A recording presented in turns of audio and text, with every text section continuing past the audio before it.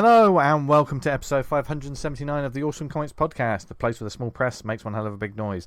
My name is Vince Hunt, and joining me as always is the artist and creator of Vanguard, the epic webcomic that everyone should read now. It's Daniel Butcher.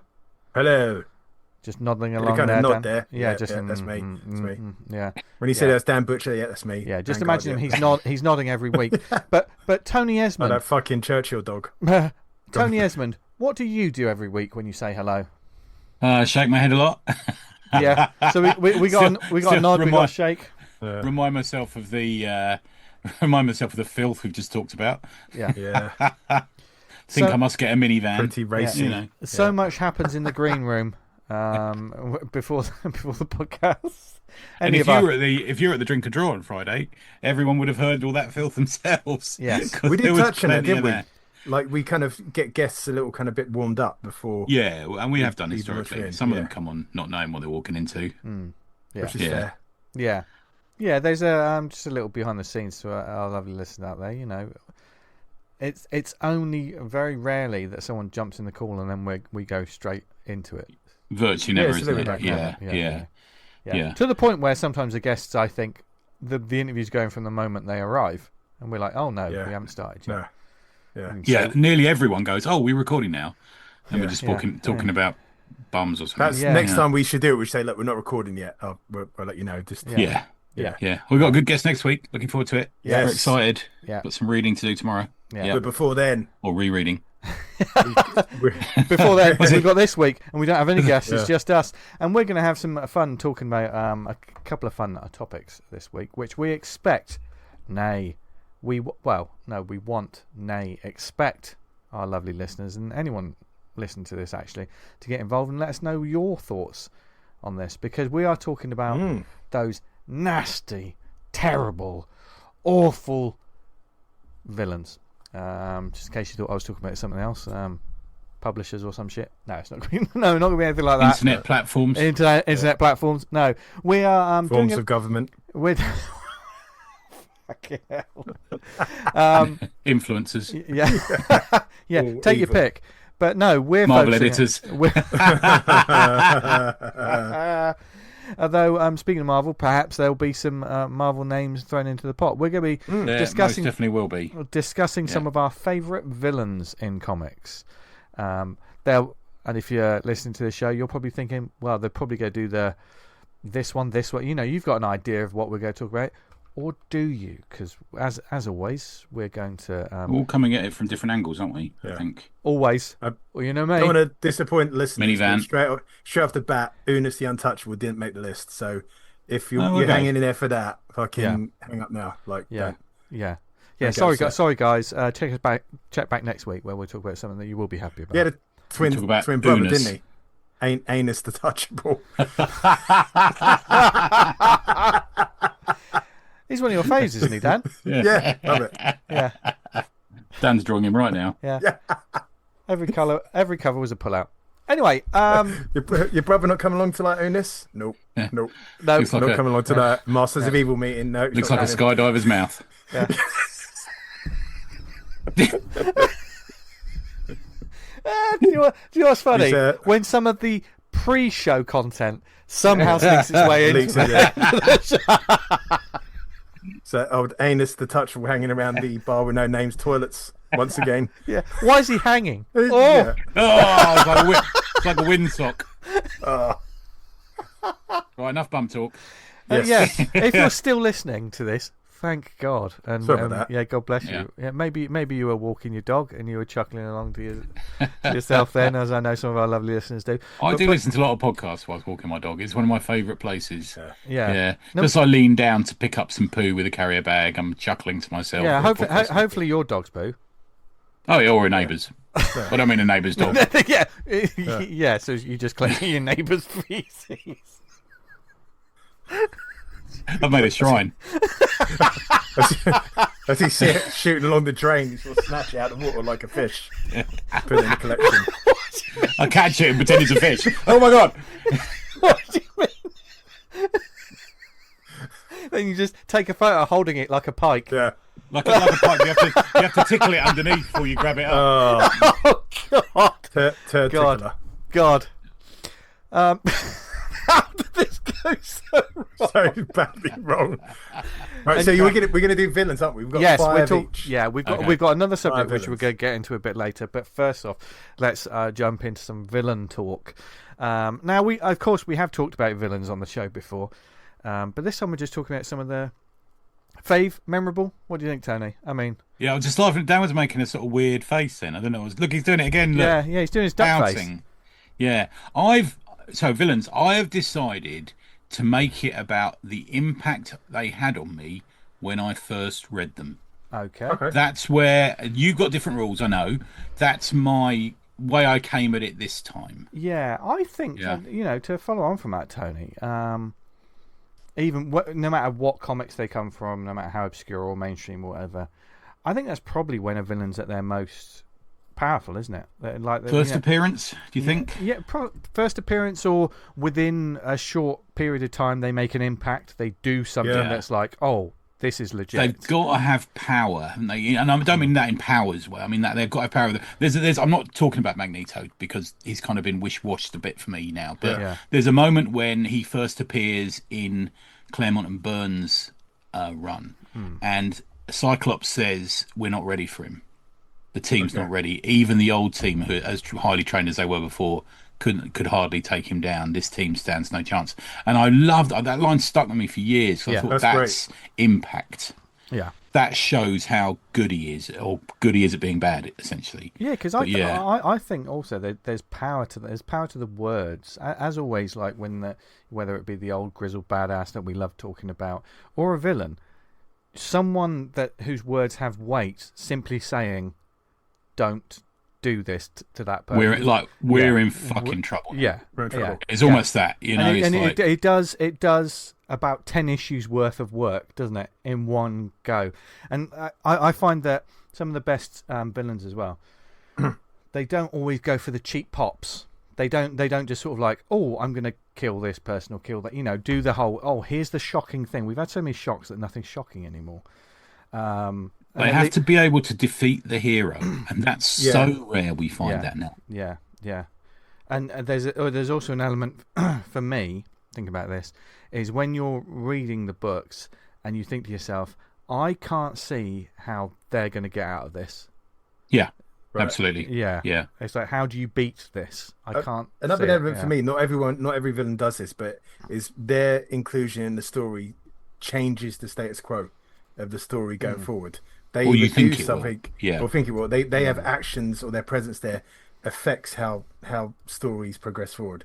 And I mean, you could pick quite a few Spider-Man enemies. The Green Goblin, for instance, has a big effect on how Spidey's future. I haven't got a Spider-Man one actually. Mine are spoilers, all Marvel. And I don't have a Spider-Man one. That's interesting. Okay. Me and Vince, I kind of said to myself, I'm not going to do Marvel and DC just because that's for me. I could fucking that's good, man. That. Yeah, makes it all a bit different. Yeah, I was just being totally hipster about it. I was being, you know what I mean, being that, rather than, because I was looking at the books thinking, I love this villain, I love that, like you say, the mainstream ones, or here's that one, and I just thought, well, and then I tried to think, okay, maybe not the bigger companies, but what are some books maybe from the indies or the smaller companies that have made an impact, a long-lasting impact that I still remember them. The problem with Marvel and DC, obviously, is they've watered down so many of their villains. Yeah. At this point, I talk about Magneto, big mistake but also to make them heroes. One of mine has been watered down recently. I'm going to address that in it, but I'm like, what? Yeah. Yeah. So I mean, like Mary Jane is fucking Venom. I'll just fuck off. Like, that's fucking nonsense. It's terrible ideas. Who are you trying to impress with that bollocks? Oh, nobody's interested. Yeah. So of course, join the Slack. Oh, by the way, thanks to their Slack community, but we've got a great podcast discussion and general channel on there. So get in touch with us there. Keep this conversation going because we want to know what villains you like as well. So keep and whether you let us know on the socials as well on Instagram. Keep going. But without further ado, I think let's just jump into it. Can we just go one each? Sure. Yeah, and we're not going to really we're not going to sit down and do an in-depth, psychological discussion, and we're not going. It's not a dissertation on stuff. We're just talking. We like this character because of this. Certainly, I am anyway. But Tony, kick us off. You first. Oh, shall I go first? Okay, so you already spoilers that mine are all Marvel, but The first one is the big one for me. There's two big ones actually. The second one as well, but this is the one that I first saw when I was a kid. He first landed in New York when I was a kid, and I first thought, how the fuck are the Fantastic Four going to beat him? And it's Galactus. It really is. Yeah. And it's one that he's a character I've never got tired of seeing. The first 3 or 4 times you get him, and you had Airwalker and we had Silver Surfer and all these sort of people. I'm like, oh my God, this is amazing. How's it going to work? All the way through to, the fact that he's at the end of the universe and he's drinking I just want fucking to say Hercules. Yeah, and that with, sort of with thing. him as well, and correct me if I'm wrong. Well, if I'm wrong, because I don't necessarily know over the years, like his appearances and stuff.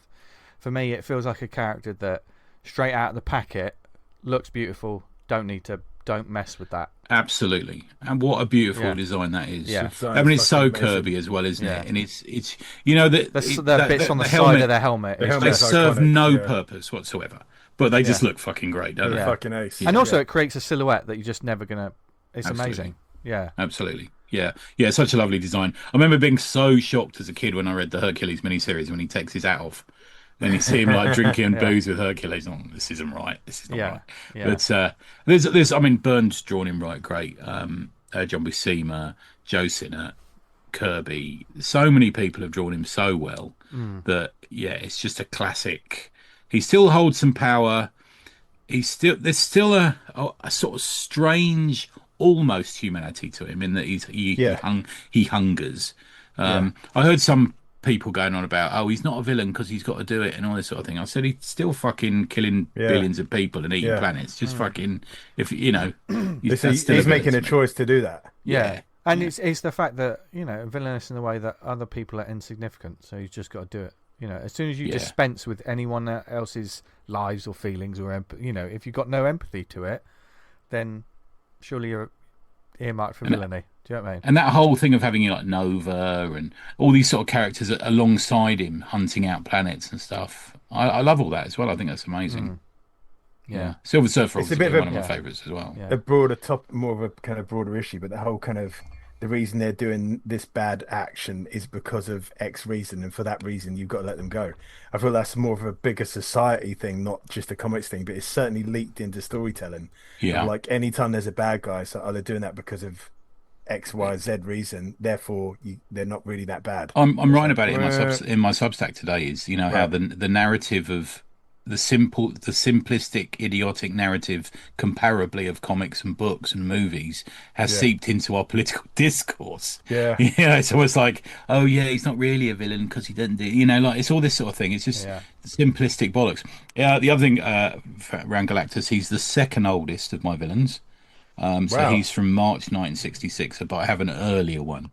I thought you meant in a comic sense because he's been around fucking. Oh no, millennia, right? From a comic sales point of view, he's the second oldest. Yeah, there you go. Okay. That's my first one, guys.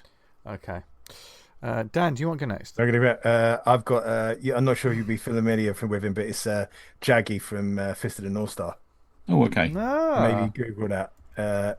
So in that you've got like the Hotonoken, which is the main star, and you've got 4 brothers who will go to train up to be the next successor. Is he the blonde one?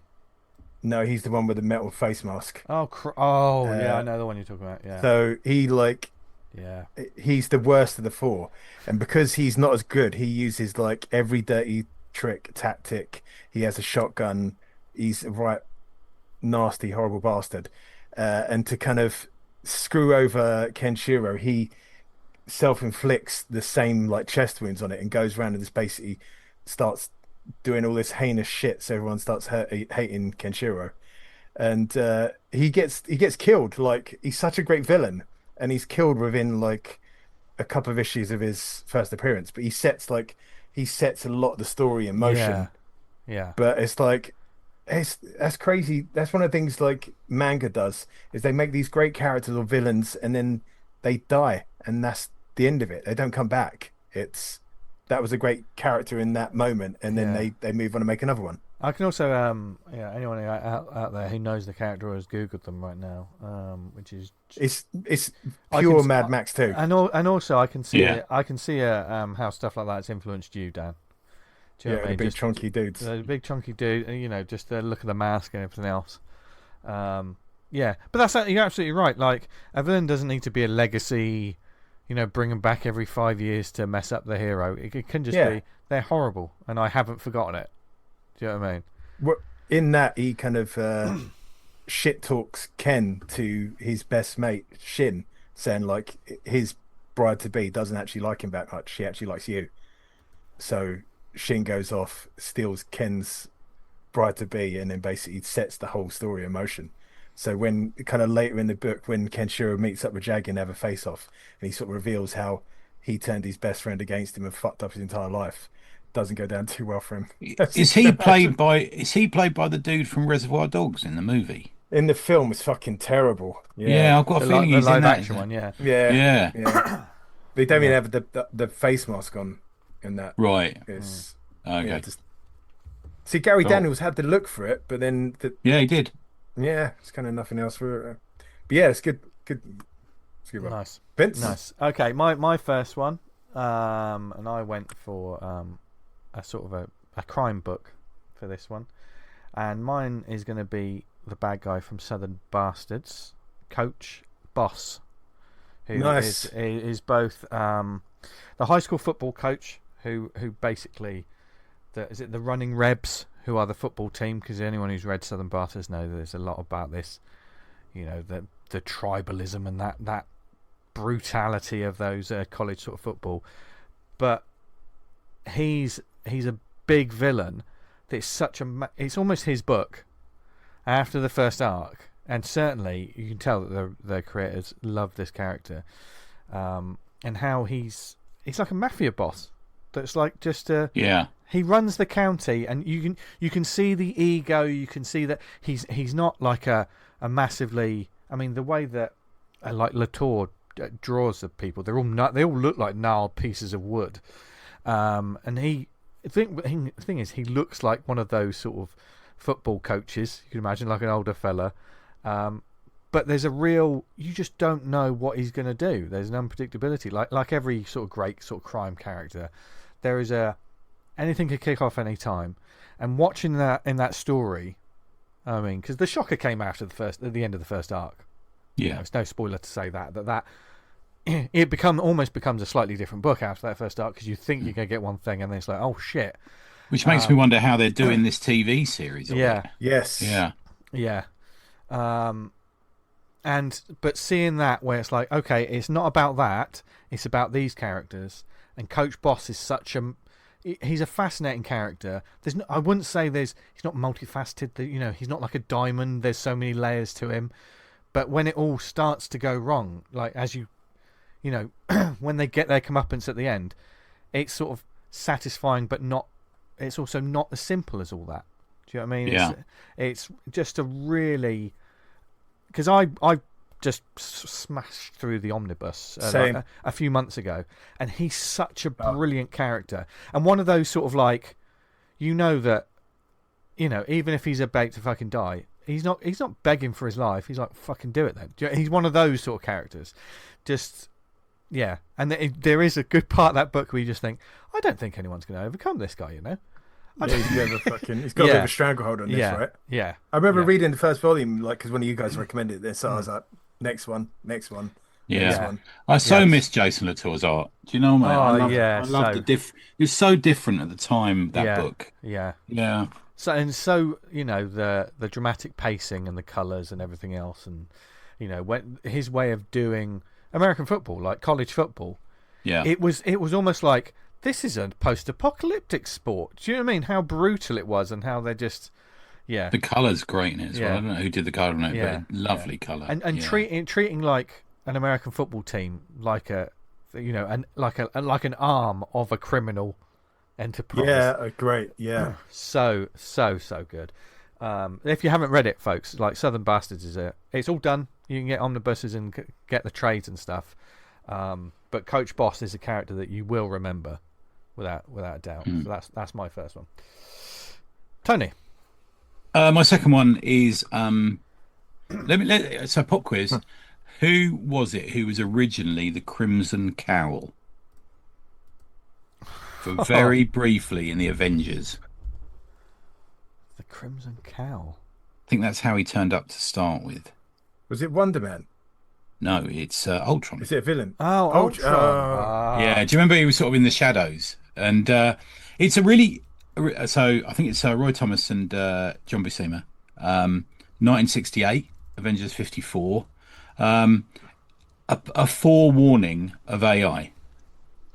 Oh, yeah. And it just, yeah. So he started off as this sort of And also, what year did you say it was, Tony? 68. Yeah. So, forget your Terminators. Yeah. Forget all that. Yeah. Yeah. Remember your Avengers. And I remember it being this sort of weirdly, almost like a Lost in Space kind of robot android creature in Hank Pym's lab.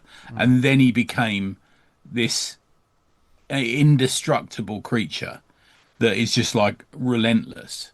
And I remember seeing that. So that again falls into the things that had impact on me when I first read them. And I thought, fuck me, they're not going to defeat this.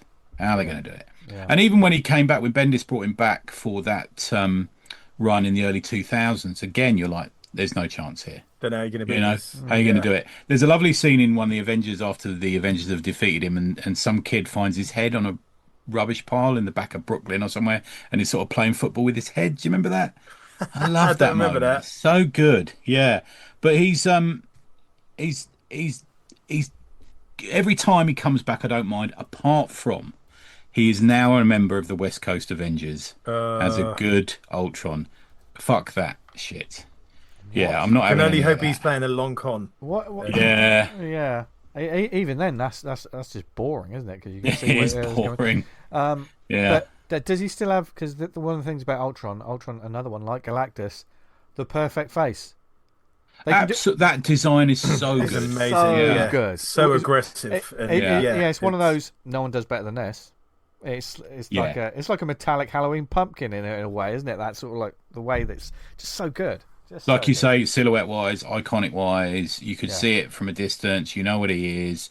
It's so good. And apart from they're trying to, as Marvel do, they try to spoil all their villains, don't they? But definitely Ultron. I know it's a bit of an obvious. My first two are a bit more obvious. I think they're brilliant, like bigger hitters. I think. Could that be in Secret Wars? And they, the villains first turn up on their spaceship, and Ultron's just like, well, I'm going to fucking kill you all.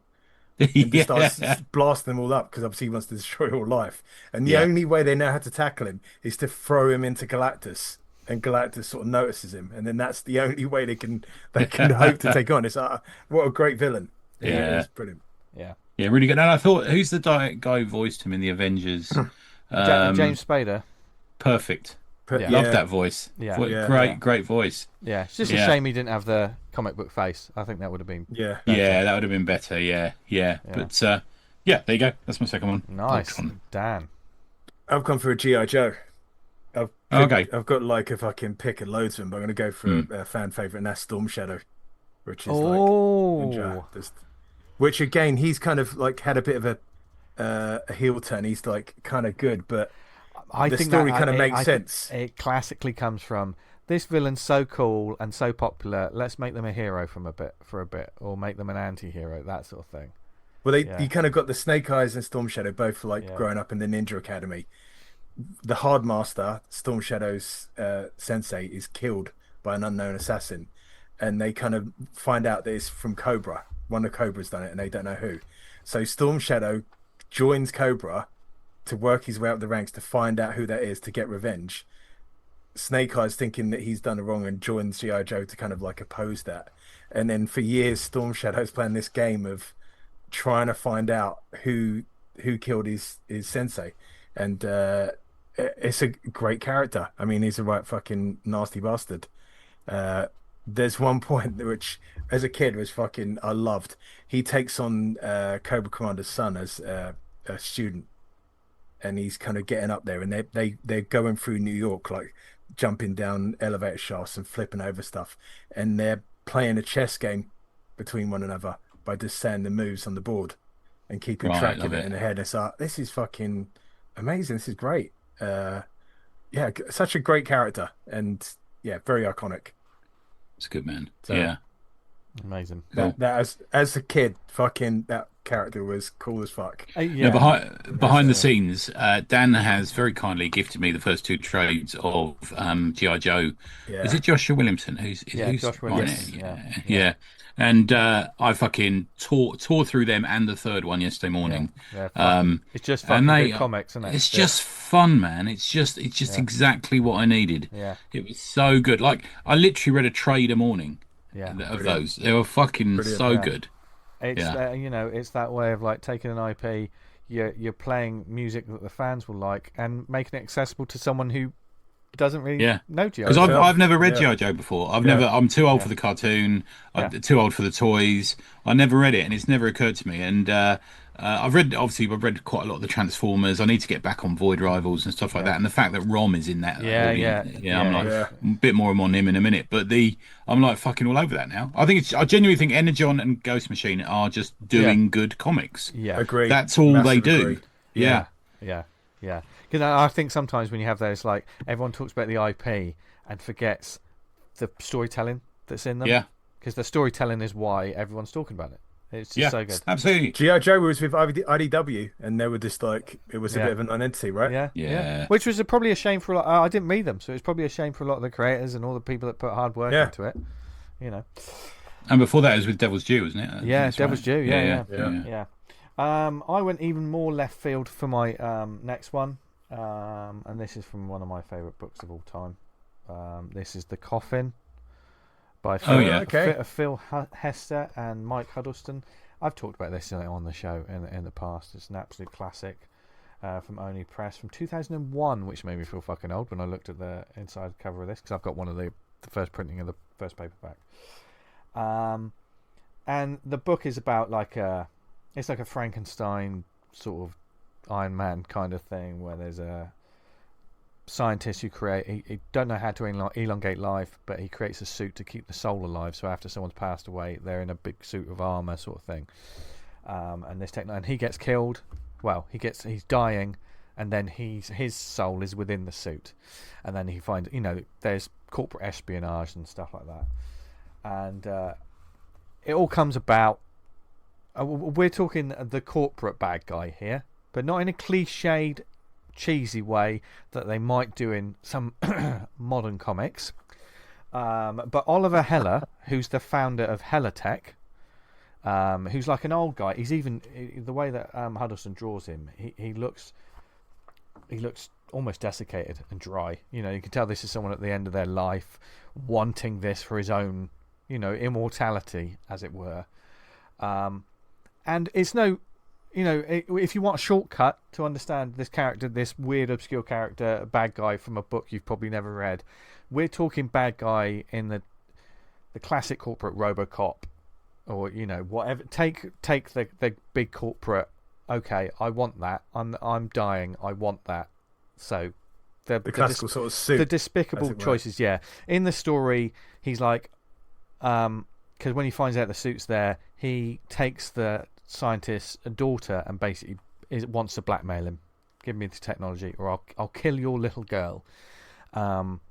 Which I'm saying it really basically, but when you're reading the story and just the dialogue, just the cold, just absolutely ruthless person that just doesn't care, and he was so well written that it's chilling. When some like a character talks in such a way that you're like, this is so cold. Sometimes they try and do that with assassins and like people that are just murdering lots of people. It's scarier for me when it's someone's that's just telling other people to do things. Do you know what I mean? Just sort of like, just kill them. That person they're just numbers. And it always lingered with me, which means that, I mean, if you can find this book, it's one of my favourite books of all time. And when we had Phil on a few years ago, I remember saying that this is one of my favourite books. Big fan. The payoff at the very end of the book is satisfying. That's all I've got to say. It's one of those, fuck you. Because there is an element to villains that, like, when they're so bad, you get the bigger villains, these, all these superhero villains that I love to see. When they come back, it's like brilliant. That's the one I like. But there's some villains that you just want to. When they get their comeuppance. When they get their comeuppance, and I'm not going to see them again. Cathartic, right? It's got to be, they've got to handle that right. And so Oliver Heller from The Coffin, seek it out, people. Seek it out if you can, because I think it's maybe a forgotten classic. I know there was a lot of buzz 15, 20 years ago about it, but okay. Yeah, I've not read it. Is it black and white? It is a black and white book, and okay. I mean, Huddlestone's work is pretty. I mean, some of the covers. Nice work. Yeah. I know he went on to do lots of. Is it Butcher Baker, Candlestick Maker, or whatever it was? Oh, I like that one. Yeah. His work was so different. An artist that just evolved. And a lot of people know Phil Hester's work from his artwork, but Green Arrow and all that. Duke can fucking write, and the story will make you get a little bit teary as well. So that's my one. Okay, Tony. This is the last of my mainline ones, I guess. His name is Carl. He was in 1965. He first premiered. He was in a Thor. His Journey into Mystery 114. He's a bald man. Any thoughts? Puppeteer. The Absorbing Man. Crusher Creel. Carl Crusher Creed. Yeah. So Sand and Jack again. Journey into Mystery 1965. An imprisoned boxer who drinks a potion from Loki. And then the other thing about this is, I remember reading the original one. I read it in, I think, a black and white reprint. And I genuinely thought this fucking monster of a man with a big, ball on the end of a chain is going to do Thor. You worry, don't you? We hold these heroes up as Thor's the strongest, and I thought he's going to do him here. It's all over, and it's such a cool little power that he can touch things, and then they sort of, he touches the Uru hammer, and he touches something cosmic, and he can touch water, and then he gets washed away, and there's all these things to it, a bit like Sandman in a way, I guess. This is quite a clever way to play with a story, having him in it, and there's sort of a ferocity and a street knowledge and a thuggery about him that makes him imposing and threatening and just unpredictable, and I really like that about him, and I think it's a great design. Very simple again. He's got kind of slightly kind of tapered head, hasn't he? It's not rounded. It's kind of more it's a strange shape, isn't it? Yeah, one of the few things they did well in that Agents of Shield series as well, the TV series when he appeared in that. I hate going about movies and TV, but he was quite good in that, I thought. And he touches a rubber tire, doesn't he? And he, what happens if he touches adamantium and vibranium and I mean, I sort of, he was another one of those classic ones that I remember seeing. Secret Wars sticker album and stuff like that. When I wasn't reading the comics, but all mine have been Secret Wars, have they? I think he's around so that far. I think he's around that because I remember seeing he's definitely in it. Visuals of him alongside the he feels like he's hanging around with the Wrecking Crew. Yeah, Wreckers. He feels like he could be one of the Wrecking Crew. He's like another one that would hang around with them. And he also, is it Titania that he hangs around with? Yeah, hangs around with. Yeah. But these, the way I'm thinking about this is like you turn the last page of a comic and something's there, and you think, "Oh fuck!" And any of those three to me, I'd go right. Even now, I'd go, "Fuck me, here we go." Also, I just fucking love the simplicity of drank a potion, got powers. Yeah, do you know what I mean? Like we don't need money more than that. Some bloke going, "What's that? I'm just gonna drink it." Here, have a drink. All right. In that Secret Wars, fucking Wolverine chops his arm off. Right. He's like a metal, and Wolverine's like powering forward. This guy's like fuck out of the way and chops his arm off. And then he says, I'm going to have to try and reattach it. And he puts it on and then goes back to human. And he goes, I worked with fucking hurt. He doesn't say fucking, but... Secret Wars was the first gritty super comic. You would be kind of shitting it, just trying to reattach your arm. Because Wolverine just cut it off. You'd worry, wouldn't you? Yeah. Wow. Yeah, especially if you cut something else off. So he's my next one. There you go, fairly straightforward one. I love that, Tony. It's like one of my personal favourites as well. Damn. He's great. I want to go back to Berserk, the villain out of that, Griffith, which is like such a great... He's a character that you so want to get his comeuppance, and it hasn't happened in the books yet. That's a book full of fucking horrible people, so... Yeah, and he's like the moral kind of... He in the story he starts out and he's like, he does everything right. He's a charismatic leader. Everyone looks up to him. Everyone's loyal to him, and he's got an idea that he's going to be a big player in the world, and he's got a fate and destiny ahead of him that's set in stone. There's no one that can touch him. Every command he makes is the right one. And then one day Guts, the main character, casts a bit of doubt on it, and he questions himself, am I that guy? And it fucking just unravels. Everything unravels, and it just goes to absolute shit. And he's prepared to just sacrifice anyone and anything to get back on to where he thinks he should be. And all the way through, even though like he's good at what he does, you can always tell underneath him there's a bit of a kind of narcissism about I'm doing the right thing because this is what I'm supposed to be doing. I'm good. But there's also the insecurities that come around villains all the time. Yeah, totally. Like just the idea of like someone you thought you was miles better than getting the best of you one time, and you think, fucking hell. Yeah. And just go and losing it all. Yeah. That's the thing is, if you win all the time, you don't learn anything. Do you know what I mean? You got no. Yeah. Yeah. And if you're kind of the idea of you being, I'm this person, and if one slight moment questions that, it all unravels. That's really shows that's such a strange character. Yeah. But also, if they're a real dangerous, psychopathic, or like brutal character, it's fucking dangerous, isn't it? It's like God. So, you worry for people. You had a mooring on the world, and now that's gone. What are you going to do? Yeah. Yeah. So I've always kind of recommend reading Berserk, and if you get to, I need to jump back into that again because you came out just before that stuff kind of kicks off, and that's really when you're like, fucking hell, this is damn great. I could have picked any one of the bad guys out there. Yeah, right. Horrible in that book. Yeah. For my next one, it's a normal human being from a book that I read religiously back in the day. It's been talked about many times. And his name is Philip Blake. Do you know who he is? Can you name the book? Normal. It's a dark book, ongoing. Long. It was a long term. Ongoing. It's not ongoing now, but it had a long run. Right. What's the company? It was Image. Philip Dark. Philip Blake. Blake. Yeah. He also known as. It was a long running black and white series. Oh, who's the writer on it? Robert Kirkman. Walking Dead. Yep. Oh, which one was he? Philip Blake is the governor. Oh, right. Oh, okay. Who was one of the more a little over the top sort of scenery chewing sort of villains within the book. But also at that time where I had it on, it was one of the only comics I had at, that period of, where I didn't have a pull list or anything like that, but I still had my head in the game with this book. And just a sadistic weirdo. Just an absolute fucking, to the point of they had to dial him down for the TV show, didn't they? Because in the book he's like, fuck yeah, I get you. Yeah.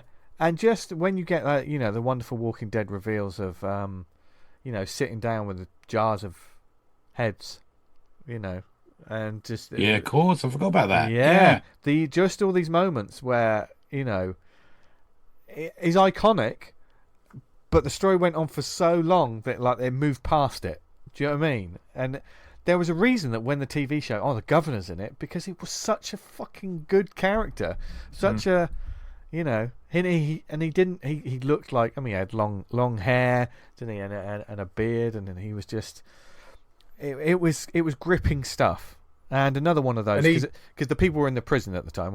He absolutely fucks their lives up because they had their life sorted in the prison. Yeah, arguably like one of the best places you could be, and he comes along and just fucks that all up for him. Yeah. And characters die as they do in The Walking Dead. And it was just a really good art. For me, that was when a lot of it was. I know like Negan and stuff that came later, but for me, the governor was like almost the pinnacle of. Was he like the first big bad in Walking Dead? First proper big bad, because we had gone past the zombies were always the big threat, and then it's the human element started. It's the classic, it's the classic zombie trope, isn't it? Like Day of the Dead. Do you know what I mean? It's like don't worry about the dead people. Yeah. It's the humans you want to worry about, and if one of them's organised or has managed to convince other people that they're worth following, then you're in trouble. So the governor was just. I remember at the time, and it sort of because by the time all the other stuff came out in The Walking Dead, I was leaving it, if that makes sense. It was like but the governor stuff, just real good. Stuff really lovely. Yeah, I mean, I've got like collections omnibuses. I wonder if like it still has the punch. I picked him because it lingers. It's so memorable. Because anyone after him is going to be trying to sort of one up, and yeah. I Because don't then think it becomes much... I'm going to kill a main character cliche, that sort of thing, isn't it? But he did a bit more than just that, and he did horrible things. But yeah. Shout out to the governor. Good shout.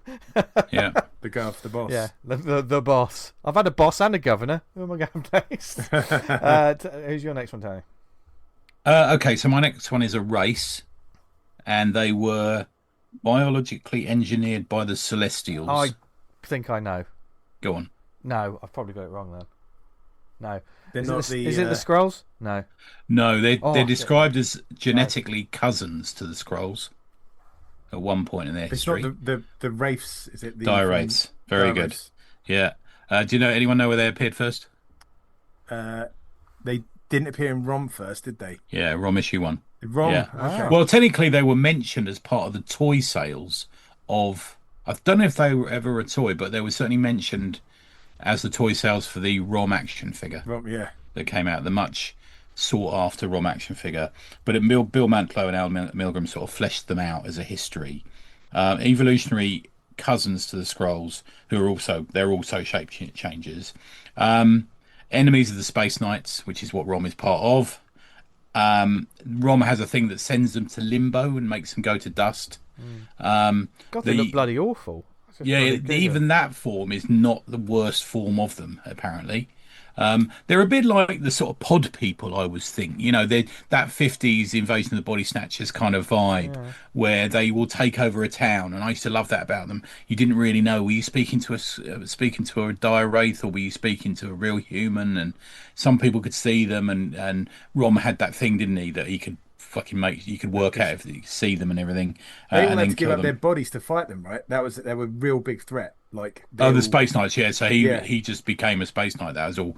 He lost his balls in his knob to a Space Knight costume, which is always the worry, isn't it? Oh, is that how it happens? That's one of my main anxiety dreams. They come to me and say, "Can you be a Space Knight?" And I say, "Can I wear some trousers?" And like, is like the name like Rom? Is that the sound of it when they go? Rom. Yeah. And all of a sudden they just get pulled off by a fucking dire wraith dog or something. Rom. And it's like they're just gone. My God. Now, now I'm a Space Knight. Wow. Yeah. I used to like. It's a bit like Top Trumps or the Space Knights. They're all different, aren't they? They've got different faces and stuff. I used to like that about them. Obviously, Rom's back now as well, which we were talking about earlier with the Energen Universe. So I'm very excited. A bit better than the IDW Rom, which was pretty unreadable in all honesty. And this one goes all the way back to 1979, so it is my newest choice of all my villains. That says something about me, doesn't it? The dire race. But yeah, I used to love reading the ROM. It's a very consistent series of, mostly Sal Buscema. Pretty good. Yeah, nice.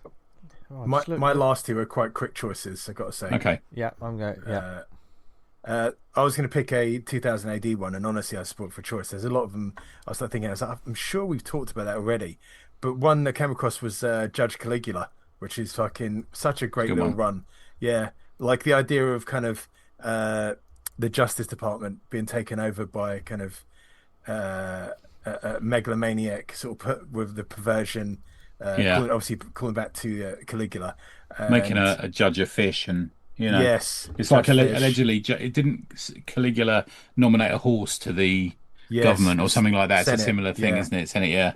And he has his the SJS, the Special Judicial Squad, is it? Go out after Dredd.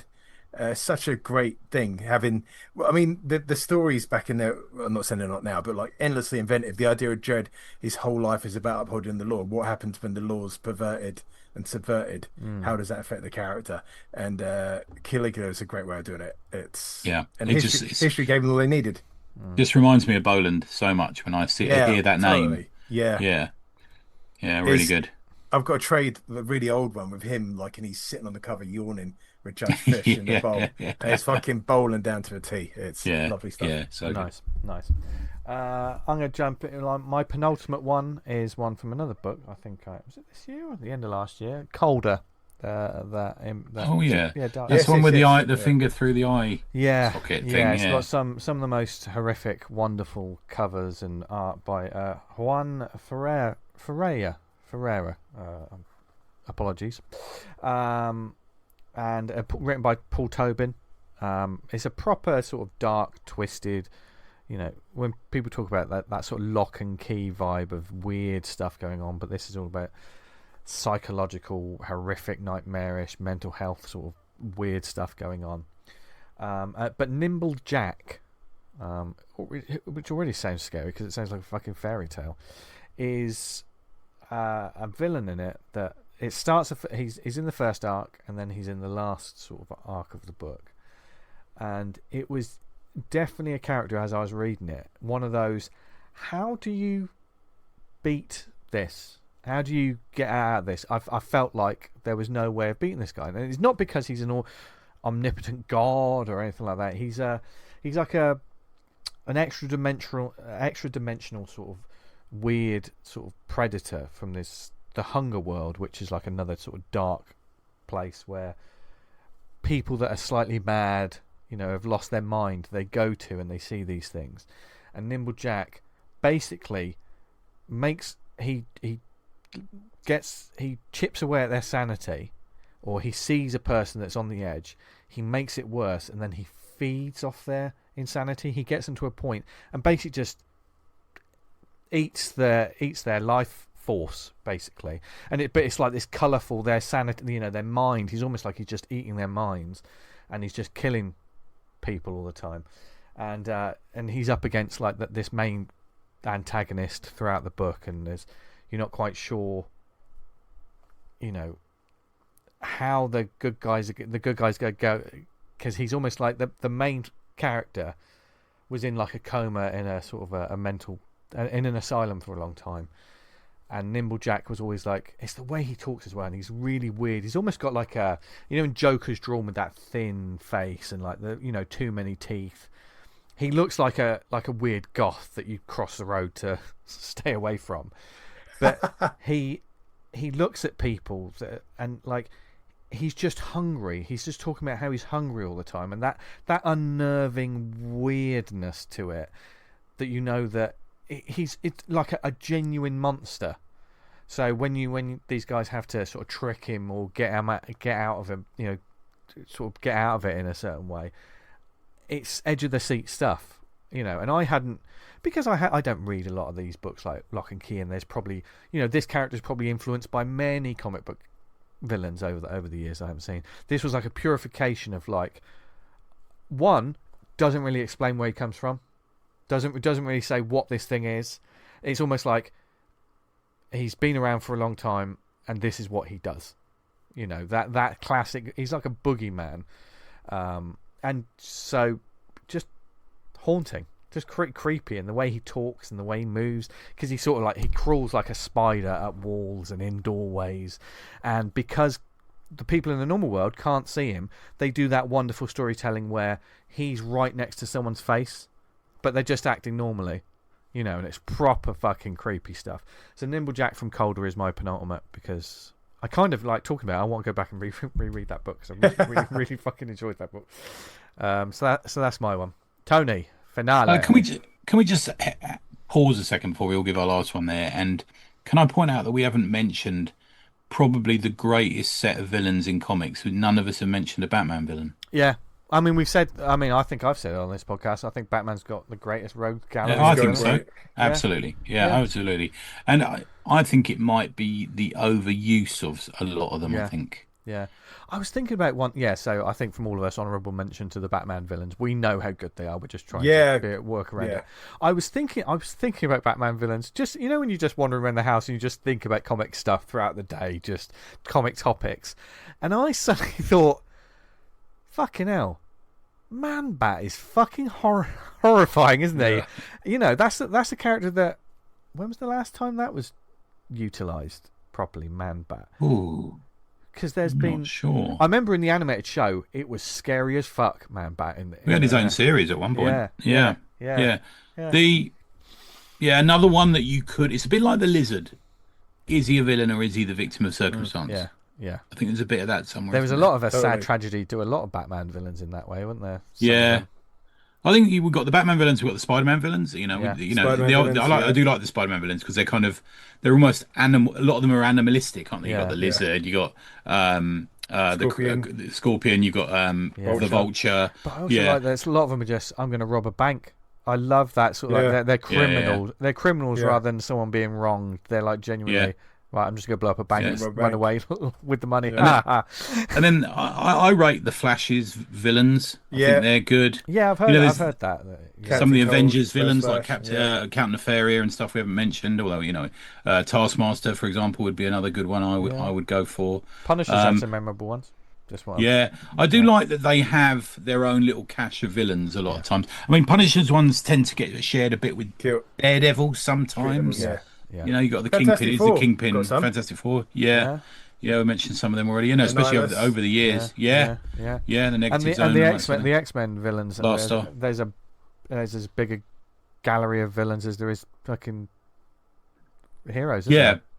Yeah, I wonder whether that's a mistake they're making at the moment is we're cross-pollinating villains between series where, and we've said it a million times, haven't we? What they should do is just have 12 series or whatever number series and just keep in their own lanes for fucking a couple of years. Yeah. Which is why I was like, oh no, Absolute Batman, he's doing a crossover with the Batman. Oh no, don't do it. It's almost a bit like that. It is how it starts. And someone said, oh yeah, but they're both sort of solving the same crime in different universes. That's how it starts. Here we go. It's coming at you. But so I just start using some of the Absolute Batman over here so we can try to bleed over some of the readers. Absolutely. Then... absolutely. Obviously. Yeah. But that's such a shame. Also, no Vertigo in there, which there's a lot of good villains in Vertigo. Yeah. No DC at all between us. No. There's a lot of companies that we haven't used. No First Comics, no Valiant Comics. There's a lot of that sort of thing going on. But so my last one is pop quiz. His name's William Young. There have been more than 3, but at least 3 versions of his name as a villain. The 2 that followed are a bit watered down. It appeared in June 1975. Master of Kung Fu 29. He's a henchman of someone. I do love this name, Carlton Velcro. I do think that Doug Mensch is just looking around. He's probably got a Carlton washing machine, and he's thought, "Oh, I've got a bit of Velcro on this jacket." Yeah. You know, it's a bit like that. Let's call him Carlton Velcro. That's not a name you're going to rip off, is it? Hey. And he's created by Doug Mensch and Paul Galassi. He has. I can only think of one villain of Shang-Chi, and that's Razor Fist. Exactly. Yes. So when Razor Fist appears, good shout, Dan. He is so into the fact that he is this assassin for hire that he's chopped his arms off, or someone has, and put massive fucking blades on them. Is that the one I'm thinking of? Yeah, both his arms are blades. Then later he comes in and they do it where they've only got one arm as a blade, and that's massively watering down the character. Yeah. I mean, the original one does not last very long, spoilers, but his opening line is, "Welcome, intruder. My name is Razor Fist. Yours is unimportant and soon will grace a tombstone." And I'm like, that's the best fucking opening line of a villain. Yeah. And when he appears, because I was a massive Master of Kung Fu fan, as you know, I was reading it monthly. When it comes out, I was only young, and I'm like, Shang-Chi's fucked here. This geezer, he's handed over his whole life to just cutting people up. And he's in trouble. Nice. Yeah. And currently Carlton Velcro's instructions to Razor Fist were... his instructions were to shake hands with you. You nasty fuck. And I'm like, this is trouble written all over. And he's dressed in a sort of bondage gear, which just looks he looks weird. Really strange, Yeah, which I didn't obviously know as a kid. But right? Yeah. How do you wipe your ass? Because like you see him if you just looked at the image from the top down, he gets to a certain point and you think he looks like a wrestler, like a luchador. Yeah. And then all of a sudden, wait, what's happened here? I tell you what, I love that you've picked him, Tony. Because I'll tell you for why. Because he's one of the ones that when I was a kid, I thought he's a bit shit because he's just got fucking two blades for arms. But now it's sort of like, I'd love to read a bit of that. When he appears, he stands there with his AKA arms out, and it's just his ultimate confidence in the doorway, and he's just, I'm going to kill you, like that, and it's But I loved it. Actively give yourself. I mean, let's put no bones about it. He's got a disability, to actively do self-imposed. I think, or somebody's imposed it on him. Yeah. But I love this. So again, Master of Kung Fu has this. I think it's in issue 100. If you go to the back pages, there's basically these are all the villains. It's almost like a class photograph thing, and he still has this cache of really good villains. Midnight appeared in Silver Surfer. We've had Zaran. He appeared in Captain America. But he had his own Sifan assassins and Fu Manchu and Fallow Sui and Shen Q, the cat, who's this martial artist who's the opposite of him, but it's great at martial artist with him. And he's got a cat tattoo on his chest, who I almost chose. And it's this great cache of villains that are only applicable to Shang-Chi. They don't and shouldn't really be anywhere else, because they're all like vying for the greatest martial artists. And I love that about it. I really do. It's the purity of a villain character that works for a specific role, because he's designed for that Bruce Lee Enter the Dragon vibe, which he had back then. Which there's so many of these sort of characters that, like, you know, when they do these big events and you like artists are putting all these villains in the background, doesn't look right. A character like this just doesn't look right with a bunch of other characters like villains and stuff. He'll just look like like the rubbish one. He would look like the terrible one. He wouldn't look good in an X-Men comic. He wouldn't look good in a Thor comic. You know, it's like, and it goes back to that whole, we behind the scenes before we came on, we had a big conversation about it always being the same fucking meme-like voices in comic movies at the moment, and I was like ranting a bit about it. And after I just gave up on a couple of movies, I put on Enter the Game of Death, which is a massive. You gave up on a couple of movies and put that on. But it's the best fighting you'll see is Shaw Brothers, it's Bruceploitation, Bolo's in it, Bruce Lay's in it, and it's like just constant fighting, but it's played seriously. What has happened to the Master of Kung Fu is he's not played seriously anymore. It's all fucking talking like you're from an internet meme. And back then, when Shang-Chi, who we worried about constantly because he was forever confused about his mode, you know, about his way in life and what he should be doing and how he's brought up and he's betrayed by his father and who should he trust, and suddenly you're worrying about it, and then suddenly he's in front of him is this assassin with two fucking blades for arms. No fans. Yeah, and it's like, and this is around, I think, does this predate? I think it might predate or be around the same time as Wolverine, when blades were a thing. Right. And that made you a fucking beast when you turned up with them. And I just love it for that, man. It's just had a real impact on me. And he doesn't last long, but it was a nice little sudden one-off. That was my little niche one. Yeah, I'm a bit niche with that one. Yeah, I like that. Yeah. I always love like the Bs and C-listers. Yeah, they're much more fun. Yeah. Nothing to say that a villain should keep coming back. Yeah. You can use him once and forget about him. If need be. Yeah. Dan. I've went for a Transformers one since I did a G.I. Joe one, and it's one that I've been a favourite for ages, and that's Soundwave from the Decepticons. Soundwave, yeah. So the cool one of the bad guys. Where like you got the other Decepticons, there's characters like ranting and raving how they're going to do this and that. In contrast, like Soundwave is very cold, calculated. He's the most robot of all of the characters in the Transformers universe. He's the robot. So when he kind of got Megatron like giving it the big I am and Starscream doing all the simpering, and he just got him straight down the line. Do you think it helps because he had like one of the best voices in the cartoon? Just absolutely, it's fantastic. And that when you see that translates through to the comics, isn't it? When you've got that reference, that's how you read it, isn't it? Yeah. And obviously, being a tape deck, and you press the button, and loads more robots come out. Yeah. It's like, as a kid, that's fucking. I used to get him. I mixed up. Who's that other one that's got the weird sort of head that hasn't got a face? It's Shockwave. Shockwave. That's the other one. I knew it was a wave. In the Energon, the one is it the Energon University of Comics? Yeah. They made it. He's a right nasty bastard. That Shockwave, because he's like a torturer. Yeah. He's a proper nasty bastard. Which is like Ultra Magnus to the point where he's like got long-term PTSD and won't fight. Yeah, think about it, like Soundwave as well. He had all the tapes with the different animals and stuff. Yeah, there was more going on, and plus he was one of the bad guys that was cool enough to have the Optimus Prime mask. Yeah, you don't need a mouth. Yeah, doesn't need a mouth. Don't need a mouth. I saw a couple of messages from Dave Kennedy today. He sent me a few pictures. He was at the Transformers Con. I saw he was at that. Yeah, nice. And they had Vince DiCola, who did the soundtrack to the Transformers movie there. They have Jeff Senior, There's some really nice names there, and he got some artwork from Jeff Senior, and he's got a photo of him next to Vince DiCola, and I was like, I'm fucking very jelly. Yeah. That's a wanky phrase, but has he photoshopped that picture of him with that geezer? Because the geezer looks tiny. I know Dave's a big lad, but he looked really tiny next to him. I wouldn't like to comment, but I wouldn't put it... Look, Dave was a giant next to him. I wouldn't say that Dave has photoshopped that, but right in, Dave, let us know. Yeah. That's me.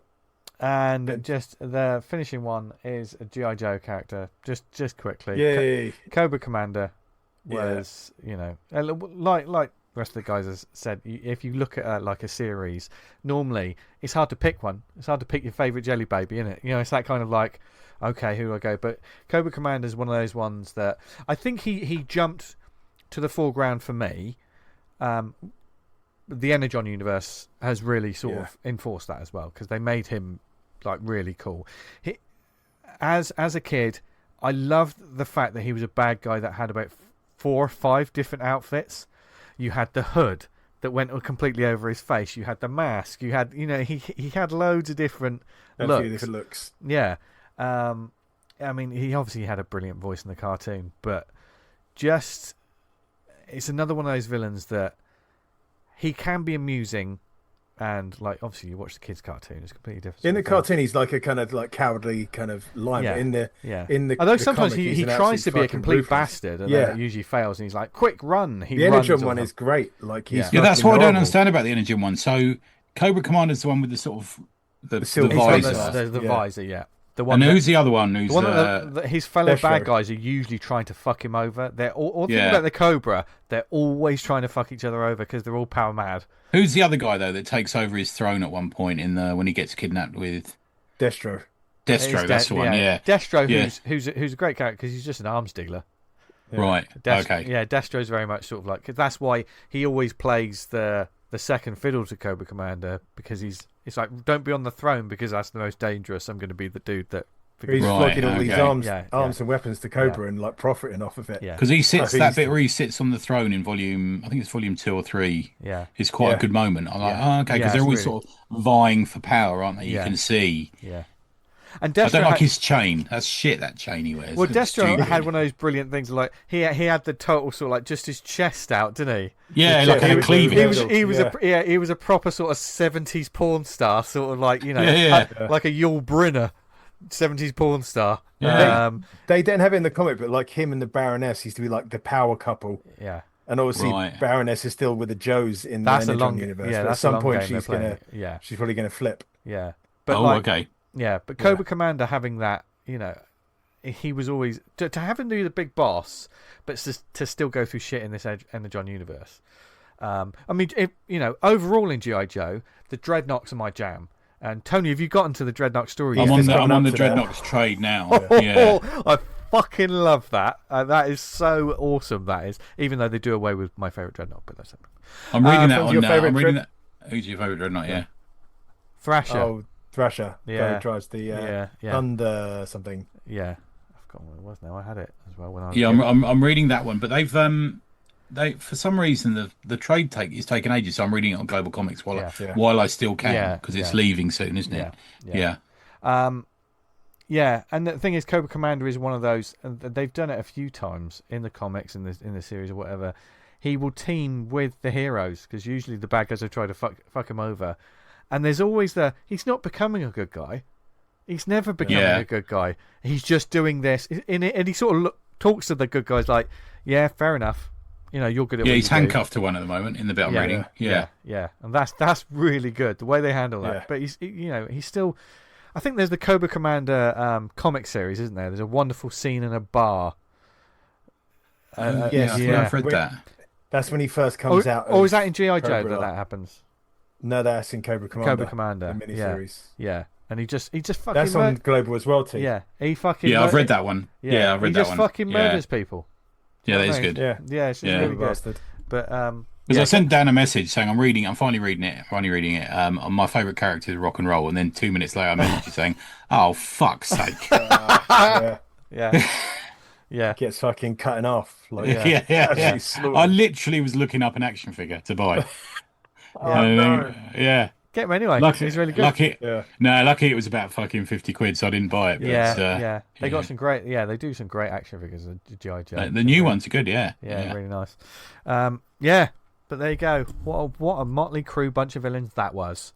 So let us know your favourites, favourite villains, or just how hipster or cool we are.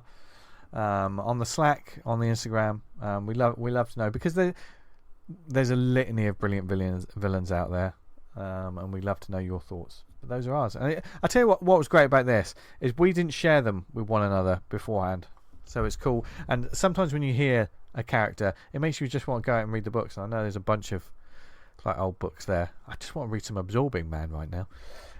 He's great, right? Yeah, so that's me. And wear his trousers.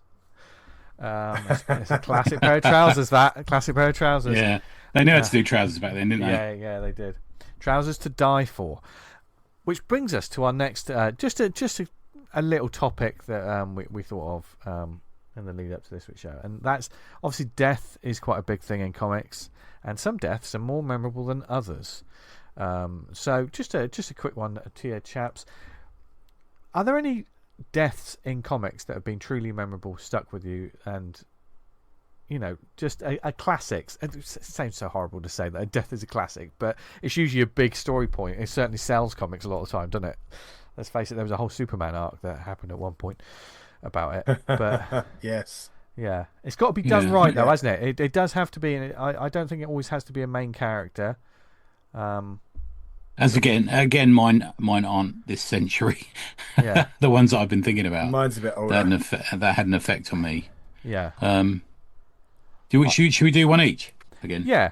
I'm gonna slightly treat the rules like an elastic band. Be a little bit, maybe it's more than one person with mine, but I'll explain that when I get to it. You go first, Shang. Go on, you go first. Okay. With my one, it was more a case of, once again, with the villains. You read in the comic and you're like, oh god, or like, what the hell? You don't quite know where it's going or what's happening. And of course, there are individual character deaths in comics that have obviously been powerful, and it's so weird to say you've enjoyed it, but you know where I'm coming from. But when I was thinking about this, and it's almost one of the more recent ones that affected me, and it's pretty much a lot of the deaths that happened in Big Game. The Miller, which obviously he certainly don't mind killing characters. He doesn't mind killing characters, and we raved about that series when it was coming out, and the way it all came together was really satisfying. But while it was happening, because there was an uncertainty of what was going on, and even if I didn't know the characters really well, the way that some of the characters go out in that, I was just taken aback by it. I was like, oh my god. My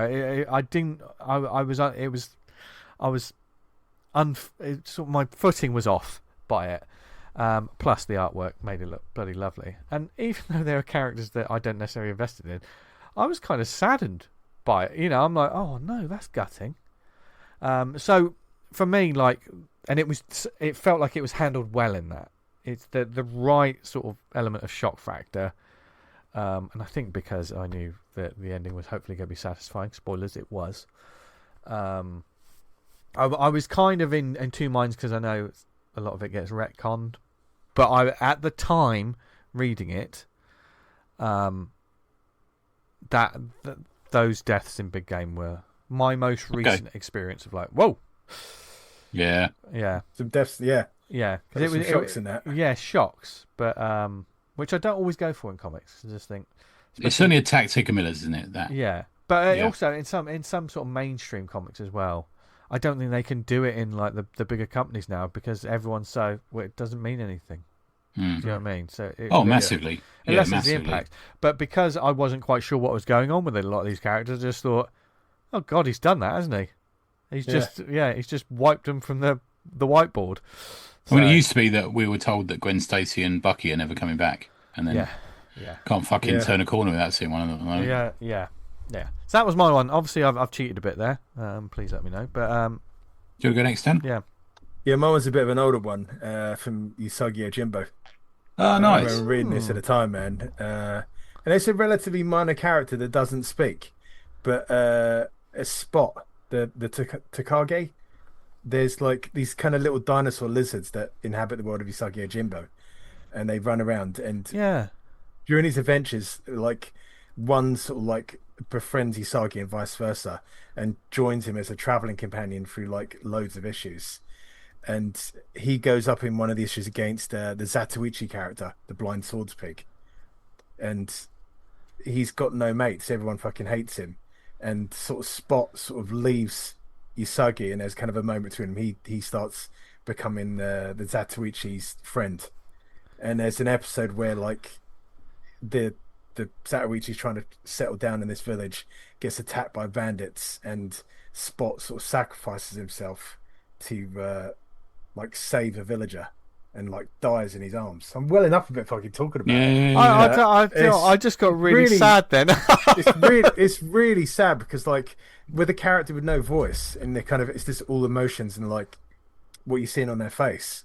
It's kind of like the sort of sacrifice of a friend for a friend. It was really like when I was younger when I read it, but I was like, I've got it out today and like reread it because it's right at the end of a kind of multi-issue arc where there's a kind of big conspiracy to overthrow the shogunate, and all the characters come together and have a big scrap, and at the end Zatoichi's like kind of been shot and he's really fucked up on his own, and I think at that point he settles down from being like a continual outsider. He kind of finds a place to live, and unfortunately it's at the cost of his traveling companion Spot. But yeah, that was affected me at the time, and I got a little emotional there talking about it. I think yeah. It's those sort of characters that can, because we're emotionally invested in them. You know, we always have these fan favourites that, if it's handled easier right, to project as well, right? As he said, Tony, like when they're kind of like, it's an animal that doesn't speak. Oh God, they're kind of, their actions seem to hold more weight, and their loss. Yeah, the innocence about the animals. That's why I can't watch a movie where the dog gets killed. Yeah. Rough. Oh. So, hard swallow. Yeah. Tony, on to you. So mine is a Legion of Superheroes character. As I've often lamented with a number of people on the Slack, we haven't had a decent Legion of Superheroes comic for decades, pretty much. There's talk about it coming back. I'm not overly convinced, but we'll see what happens. Do you know? Can you guess who I'm talking about? Isn't it the Karate Kid? Yeah, very good. You're on Kid. form tonight, then. Val Armour. Now I'd been a fan of his because he was created by Jim Shooter, so he came in that little period. He had his own series, although it only lasted a couple of years, really. So I'd followed that, and I was a massive fan of martial arts comics, as we previously talked about. And I think he'd gone to live in 70s and 80s Earth to impress or to do a trials in order to get the hand of Princess Projector, who was also another Legion character who he wanted to marry. And then in Legion of Superheroes Annual, I think it was number 2. I think Dave Gibbons drew this. He got married to her, which is a big sort of marriage. You remember we used to get that big marriage issue? We got it with the Fantastic Four, didn't we? And then in Volume 3 of the Legion, which is when it went to what was then referred to as Baxter paper in 1984, issue 4, he comes back and he goes to fight Nemesis Kid, who's one of the big leaders of, not the Legion, but one of the leaders of the Legion of Supervillains, which is the big first arc, and he sacrifices himself to beat them. He's massively overpowered, but he sacrifices himself, and he dives into this thing and kills himself. And it was like a moment, I'm like, oh fuck, didn't see it coming. You know, if somebody dies in comics now, we all know about it, don't we? 6 months beforehand or something. And just reading it month in, month out, I used to have to, cycle down to the comic shop from boarding school, pick up an issue, cycle home again, and picked it up and read it on, sitting on the hill on the way back, and oh fuck, he's died. So fuck, he's died. Yeah, and it's quite impactful in it, and it's really really well made. I recommend anyone if you fancy reading some Legion, and you think where do I begin? And there's different phases and eras and styles, and some of it might be a bit dated, and some of it might be sort of one issue, or some of it might they might be doing their Star Trek bit, and there's various things that happen. But I recommend that little series. Steve Lytle was on it for a while, and yeah, really good, and yeah, it had an impact. Put it that way. What happened? Yeah. Did the character ever come back? Yeah, there's a sort of clone thing going on, and he's come back when they rebooted it, and he just had this sort of thing that was like a space age judo suit. Apparently he was a master of every known martial art. That's quite a lot, which is quite there. good going there. Hell. Yeah. Even the ones unknown, he was a master of them. yeah. So there you go, Val Armour. There used to be like a kind of a thing back in the day when they'd say like he's a master of X, Y, Z, and it's like these disciplines would take a lifetime to master, and you wouldn't even master it then. Like and there's hundreds of disciplines apparently he's a master of. Yeah, but it's a legion, so you're allowed to be. Yeah, I think probably the Badger has probably got the quite high. Yeah, he does a few, doesn't he? Yeah, he knows a few. But then maybe that's a couple of different personalities. Know each one. Yes. I'm saying, yeah. Good. Well, I mean, we've obviously just lightly touched on it, but we will put this over to you, lovely listeners, because they're obviously... I'll tell you what, here's a challenge to you, listeners. Let us know which sort of deaths have affected you in comics, but try and do one that we don't expect. Surprise us. Let us know about, some of the unforgotten, some of the forgotten ones. Memorable ones. I mean, there's ones from all kinds of. Just be hipster like we did, and try and think. Because we know our lovely listeners, they've got the chops. They know what they're talking about, and half the time they mention stuff that I add to my pull list or I dig out at your local library. A library still kicking out the jams when it comes to graphic novels and stuff. I haven't been one. You can pick up trades for years. Yeah. Okay. You can do digital rentals as well from libraries. Okay. Really? They closed my local one, which is much a shame. Oh, that sucks. Yeah. God, they were a godsend back in the day when I found those graphic. I mean, that's how I read it. Teen stuff, like kind of YA fiction kind of stuff. But right, yeah. You can pick up some books. Yeah, like the Scholastic stuff. I bet they got loads of. Yeah. But what we've also got loads of. Or maybe not. I don't know. It's up to these guys. What shout-outs have we got this week, gents? I've just got a couple. So, Slack member and buddy, previous guest Jay Horner, will be at the Mega Misfit Market on the 15th and 16th of August in Darlington Market Square. He'll be there with his Comic Republic and some other comics and adjacent goodies. Apparently, there's 40 plus stalls there. Long-term listener and buddy Zack Cobb has a new zine called The Bard on Global Comics. You can read it for free if you go on there, or look him up and go buy a comic as well. There you go. Awesome. Nice. Damn. I've got Men of the Cloth, folk horror graphic novel by Paul Kane and James Gray. It's got full colour, The Wicker Man and Midsummer vibes. That goes for another 4 days, and that's from our friends at Hellbound Media. Do go check that one out. We've got Shah, Book 2, Soul Wound by Pat Mills and Oliver LeDroit. Detective Duffy's search for truth drives her deeper into the darkness at the heart of New Eden, but is she incriminating herself? Obviously that's smashed through its goals, no problem. We've got Zine Zilla Bristol. It's back September 12th 2026 at Bristol Trinity. You can go check them out. Zine Zilla _Bristol. That's what they are on Instagram. They've got tons of posts there. You can have a look and see what's coming up, see if that's your cup of tea. My recommend is also going to fold into this now. I've got Legacy, Idols and Bones, issue 1 to 3. Issue 1 to 3 of this brand new superhero universe for mature readers and lovers of 90s comic action. I'm going to give a recommend, but not a review or mention any spoilers, because they're quite dramatic what happens in the Legacy, Idols and Bones comics, and I wouldn't want to rob you of that experience. Nice. Well, without further ado, then, I think that's a wonderful segue, Dan, that you could probably kick us off this week as we get to the your recommendations section of the show. And Daniel Butcher, take it away.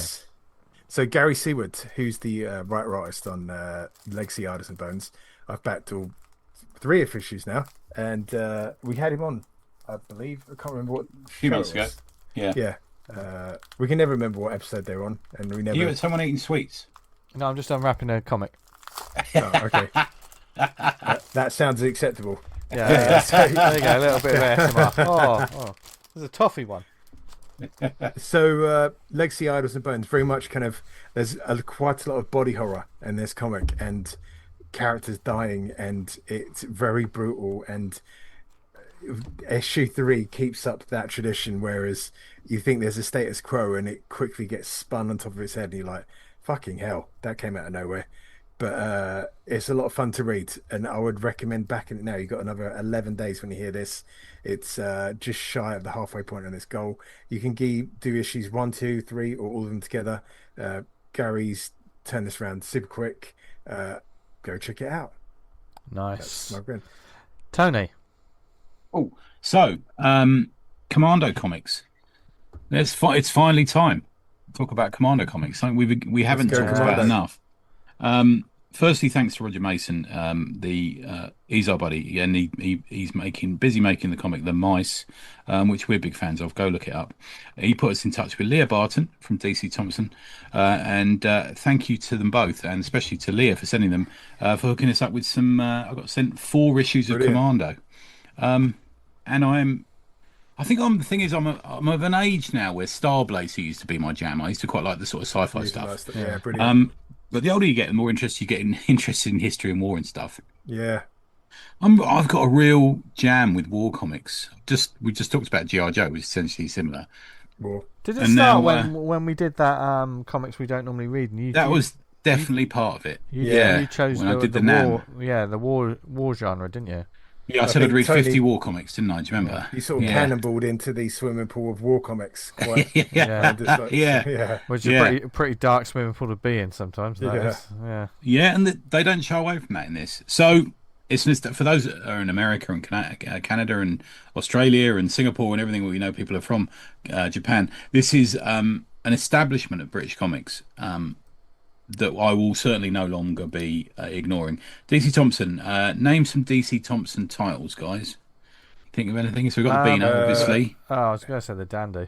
But, no. Dandy, yeah. Warlord. Warlord. Our Willie. Yeah, Pardon? That's not rude. The Bruins, Hotspur, Bunty, Judy, Victor. Lots. Yeah. So the Commando began in 1961. Here's some numbers for you. In the 1970s, it was selling at its peak 750,000 an issue. Fucking hell! Lot. Fucking hell! Yeah, that's more than the entire Marvel lineup. Yeah. Works. Even now, it's selling almost 10,000. Fucking that's great good. numbers, man. Yeah, that's fucking amazing. Yeah, for the size of them, 7 times 5.5 inch, 68 pages, black and white. All standalones. There are some sort of characters who come backwards and forwards a bit. You can get collected editions over the years. There's been some sort of the odd returning character, but there's some great collecting editions if you go to their website. So you get 8 a month, 4 a reprint and 4 a new. Some of the names that have been in there. This thing is, it's a bit like we talk about 2000 AD being its own hobby. Commando is in itself its own hobby in a way. The good thing about Commando is I looked up to see how far I could find a reasonably priced copy. To buy a really old one. Yeah. And they're all reasonably priced. Go on eBay, you can buy loads back into the 60s that are just great prices. They're not stupidly overpriced. So some of the names we've had them, John Ridgway, Ken Barr, cover art, Ian Kennedy. Do you know how many covers he did? Oh, God, no. 15. No. 1,200. I was about to say, there's a massive, yeah. Alan Hebden. Carlos Pino, Colin Maxwell, who we've talked about before, about his comics, Neil Roberts, Keith Burns. The thing is about them, and you will find out because I'm going to mention a couple of them in a minute, is they're not always credited. People don't always definitely get a credit in them. Weirdly, also popular in India. So I got sent 5,975 through to 5,978. So 4 issues. First one, Hammer Squadron. So what you find out is they're given different titles, almost different like channels. So some are Second World War, some are World War One, some are Falklands, some are Cold War, some are Korea, some are Vietnam, some horror themes, and some of the odd one is Future War. You also get, I've got some original art from Joe Ridgway about it's like a Viking one he did as well. So you get the odd historical war thing as well. But I think mostly, if you were thinking what you're going to get, mostly Second World War. Yeah, I think. Harrier Squadron Ghost Flight is by James Swallow, Estevez Poles, and covered by Keith Burns. Beautiful cover. And that's a new one. That's got a sort of modern dogfight. 5976 is part of the Gold collection in the Second World War, and it's called Assassin. I think this is probably my favourite. The story's called Guilty, and it's by Ken Gentry, who wrote a lot of them. You try and dig a bit about on him, and there's not much known on him. Art by V. Fuente, aka Victor de la Fuente. He drew 50 issues of these comics between 64 and 72. Bloody hell. And this is just gorgeous. This stands up for me with the best sort of Argentinian and Spanish and French artists of the time. Just brushy, gorgeous art. The cover for that one is by Penalva, aka Geordie Bosch Penalva, who did hundreds of covers. He also drew the Rook and Vampirella over at Warren Magazines as well. Nice. So that's obviously a sign of a fucking class artist, as far as I'm concerned. 5977 is Earl King. And it's War in Europe, but it's about the nearest you're going to get to a folk horror story in Commando. That's a nice cover. It's a good little cover. That's a new one, a new story. Yeah. And it's about sort of the end of the war, who's still in the woods in France, and it's got some nice sort of haunting stuff. Yeah, nice. Sort of horned beast men with axes coming up against soldiers in the wartime. Really gorgeous stuff. 5978 is part of what's called the Silver Collection, so that dates back to when it was first published, and it's World War II one, Operation Terror, art by Escandel, which is aka Juan Escandel Torres, and he drew for 14 years a Spanish series called Antares, and he's, via many Commando fans, I was reading up on a couple of their sort of message boards and stuff, he's a real favourite of theirs. He's seen as like a workhorse. Which is a good thing. That's how I see Selby. Oh yeah. Sometimes. Yeah. So these were just a joy. I mean, they're long as well. They're long stories. They're the equivalent of what people like to call graphic novels, really, when you look at them. But we laugh at them being one up, one down, don't we? Is the way the format wise we kind of describe a Commando comic. But it's not always one up, one down. Sometimes you get a couple of panels at the top and a single panel at the bottom. So they do a little bit play about with the form, but mostly it's 4 pages on a spread, 4 panels on a spread of 2 pages, and it makes it extremely readable. And the lettering occasionally reminds me a bit of the EC Comics stenciled lettering. Totally, man. But still, it's fine. It's okay. That stenciled lettering was in British comics in the 70s, sometimes in the 80s even, in the UK. And if you go to DC Thomson shop, THOMSON, dcthomsonshop.co.uk, you can get 16. The initial month is 16 issues for £11 posted. That's fucking price, great. Man. And then it auto renews at $28.99 for 16 issues. So that is really good value. Yeah. Dear God, yeah. Funny. Go on, mate. I used to go camping as a kid. They always had Commando in the camp shop. I always used to get a couple all the time, like Commando. Really good. And the people in America, I'll talk about the prices of the other issues in a minute, but people in America don't realise that football and war were our superheroes in this country. Yeah. My nan used to collect them, and like when I was a kid. Oh, really? Yeah. My dad used to go and see his mum, and like when you just put me down, and there was a couple of shelves, and it was just you would just see stacks of them just lined up, and because you can't really see, you see the titles, no spine. You have the joy of just pulling out a book and seeing the glorious cover art. Yeah. And then put it back. To be fair, they still don't. They still don't have it written on spine. That's the joy of it, because it was I love them. They've got some of the best cover art. Oh, absolutely. And that's the epitome of like having comics to read them. And I kind of feel that is. I work with some sort of ex-military people, forces people where I am, and always have done over like the last 30 or 40 years. And they'll always talk really highly of these. That's great. Yeah, I used to work with a guy who was in, what do you call it when you're part-time in the army? Not territorial. Territorial, yeah. He was in the TA, and he loved it. Okay. I used to get him a couple when I was out. But yeah, they're really good. So 104 issues is £185. That's great, isn't it? 52 issues is only £95. That's great. That's brilliant. And you get 4 issues every 2 weeks. Yeah. Fucking great is that? Yeah. Commando is like, it completely goes under the radar a lot of the time.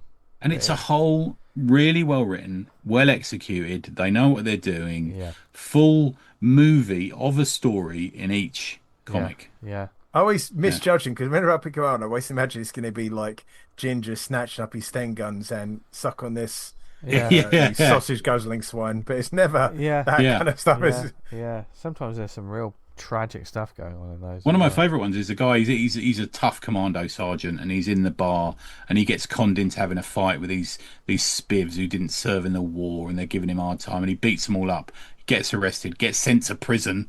And then he gets taken out of prison because they know somebody has been taken. You know, one of the good guys has been taken in a German prison, and they know he's the only guy who can get in there and kill that person because they've got secrets and get out. Yeah. And he gets taken. He goes away with this sort of posh officer who doesn't really know what he's doing, and it's such a great story. That's a great setup. That's a movie. Yeah. God, one of the ones I remember, there was a guy in a platoon. I think a lot of his regiment or whatever, they were injured, shot down, and it was like he did all these heroic things, and he dies at the end, but he dies and gets them out. They all manage to get out because he's, it's one of those, and then it ends sort of looking back on what a dude this, and he wasn't like, we're not talking John Wick or fucking anything like that. It was just a soldier. Yeah, just more realistic. And that's the beautiful thing about a lot of these war stories, whether it be Charlie's War or Sergeant Rock. There's, I learned about Auschwitz through Sergeant Rock. Yeah. I learned about the realities of the First World War through Charlie's War. Yeah. You learn so much about it, and it's not about these extraordinary people who can jump over, wire fences and stuff. It's about real people most of the time. Yeah, no, really good. Yeah, really good. Yeah. My recommend to pre-order a book that's coming out on September the 15th this year from our pals at Fantagraphix, who are just absolutely storming it, as they always do. But we were very lucky to see a preview of some of their oncoming titles. An Identical by Leah Hayes was one that really struck me. This is Leah has illustrated. She's clearly an illustrator for a lot of other people in the past, and this is her first book of her own. And it's done in these sort of wonderful sort of blue hues. I can imagine this is going to be a glorious book when it's on the bookshelves, as they all are, aren't they? You already know the smell of the paper and everything else is going to be so nice.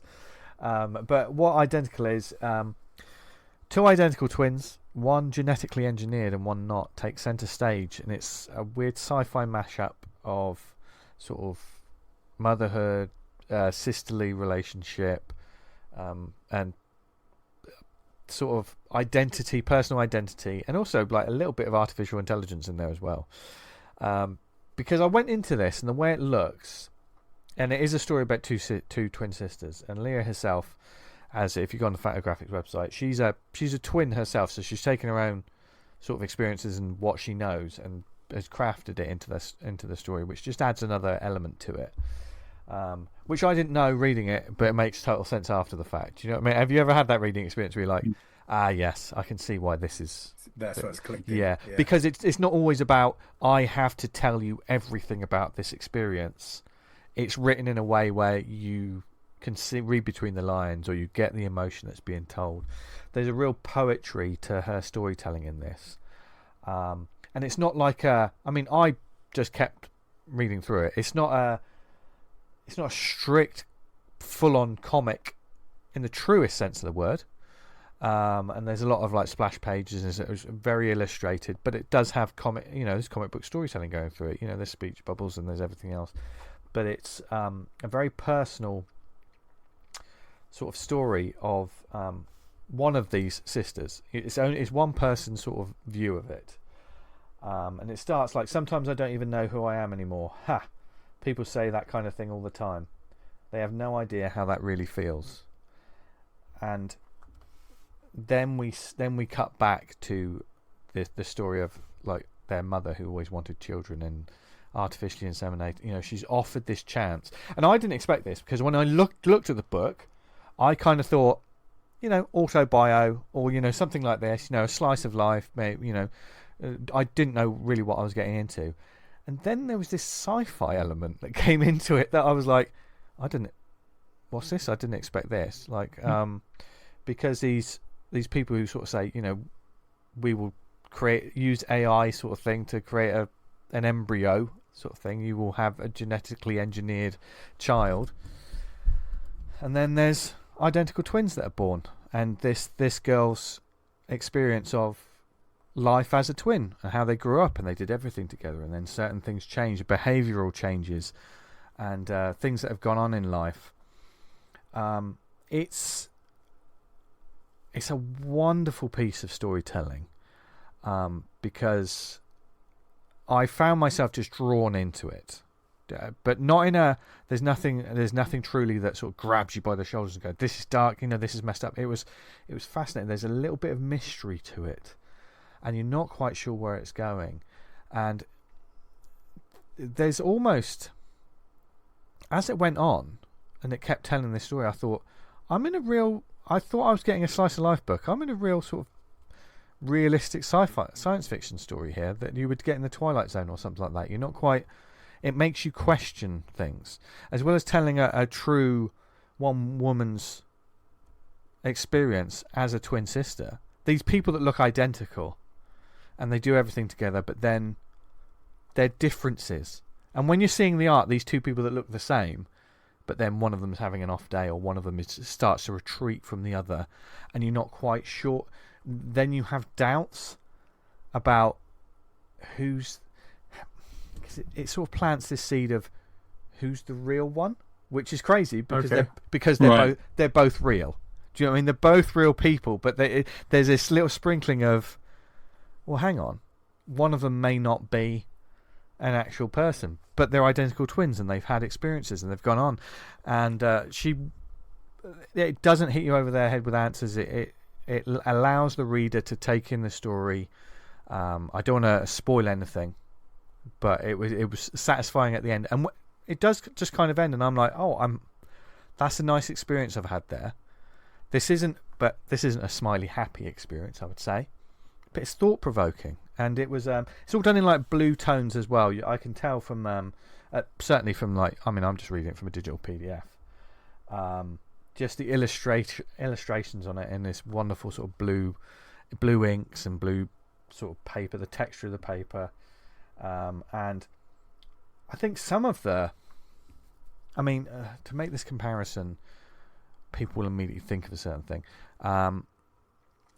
Like The Pass, Catriona Chapman.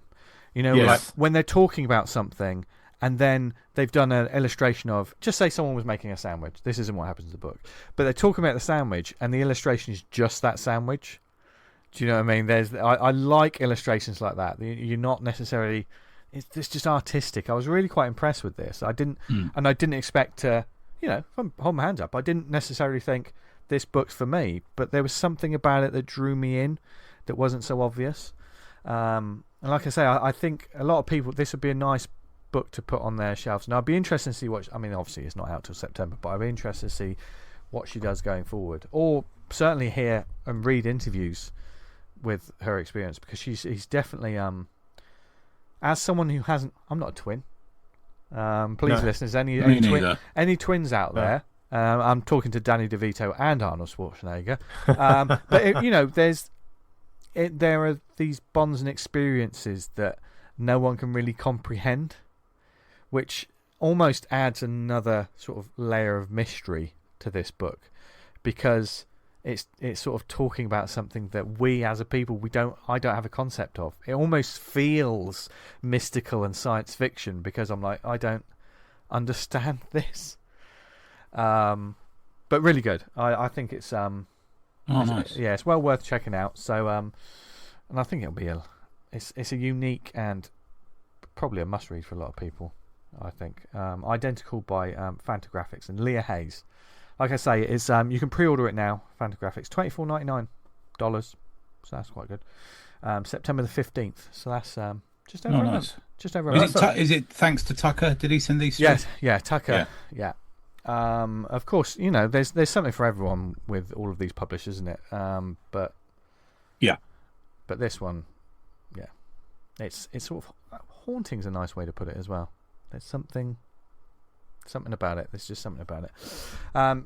Tony, finish us off. I think, Dan, you're going to speak a little bit on this one as well, aren't you? So, as I understand, this is one that me and Dan currently have and is in the post to you, Vince. Is that right? Yes. So this is Liquid Night, Spring 2026, from Zack Cahill. I got it through as being part of his Patreon, which is one of my favourite patrons. I got to say, yeah, same. Really good. It's nearly all art and writing by Zack, with a single story page from our Lord and Saviour, Mr. Cliff Keith Cumber. Every single story in it is a banger. The cover it fits perfectly into my current Conan. I'm on a massive Conan reread at the moment, and it fits really into that. And it's essentially sort of Nighthawks meet Conan, with Conan sitting at the bar with a bloodied sword next to him. It's not Conan, it's actually someone else who we'll mention in a minute, but a barbarian at the bar, and a woman sort of pouring him some coffee, and a bloke with a hat. It looks like he's a 1950s, aluminium siding salesman sitting there just casually in an old radio. Absolutely adore that cover. Absolutely adore it. Great. The back cover is a boxing Winston Churchill, with a quote from Nabokov from his autobiography, Speak Memory, which is. If you don't know Nabokov, he wrote Lolita and a lot of other stuff. So that's an interesting little quote there. I'm not quite so much a fan of Lolita, but I do certainly admire the writing of Nabokov. He's quite the writer, so it's nice to see a little quote by that. So this is a collection of short stories, both comics and a small amount of prose as well. In it, we get sheriffs and, dare I say it, werewolves.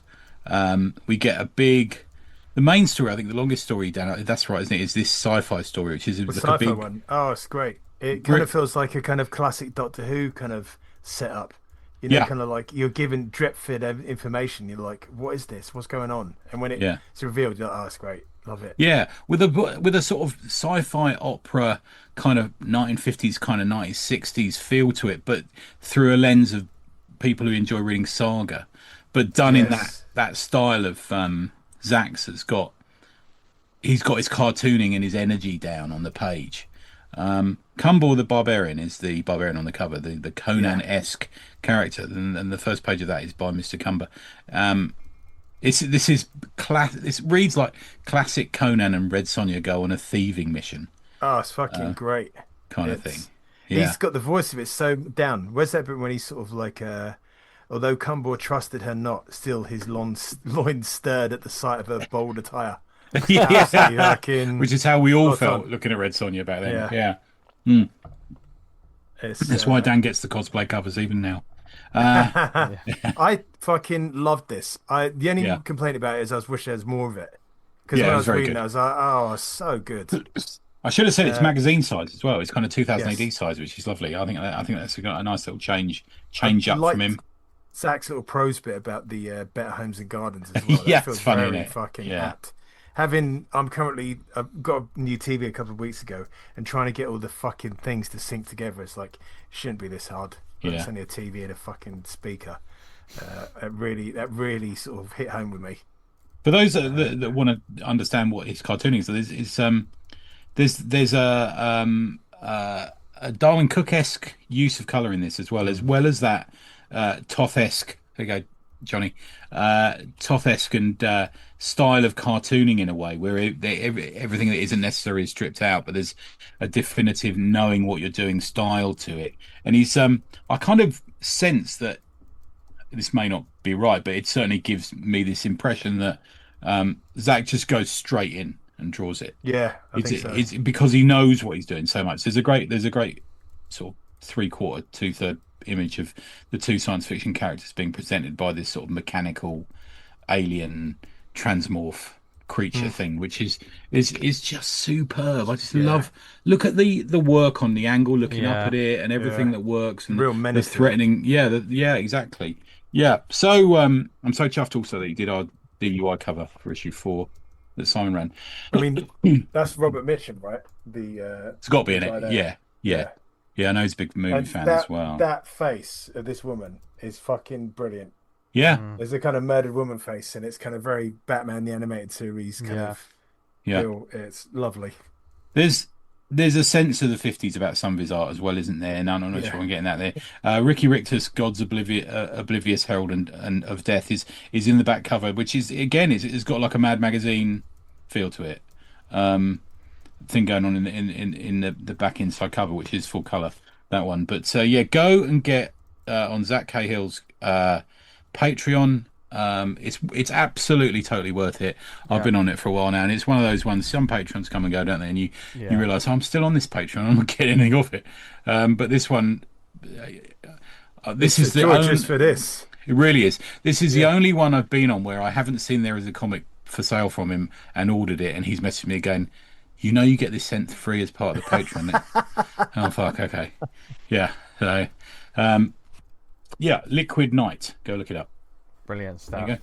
What a wonderful way to finish this week's episode and our delve into villainy and death. And join us back next week where we'll be talking about the fun of comics once again, as we do on a weekly basis. And we hope you've enjoyed this week's episode and keep the conversation going, as I'm saying. And the pressure's on you, listeners, because if you've gotten this far, then you're in it to win it. And if you've just listened, or maybe you've started listening, welcome to the Thunderdome. And there's plenty of back issues. I quite like the idea of calling our let's call them back issues. Yeah, I like that. And It's lots a Zine of show, right? yeah, totally. We can be whatever we want to be. And Malone. And you can certainly get in touch with us and let us know about any comic events, charity stuff, anything that you want us to shout out on the show. Please do get in touch with us and let us know. There's several different ways you can do it.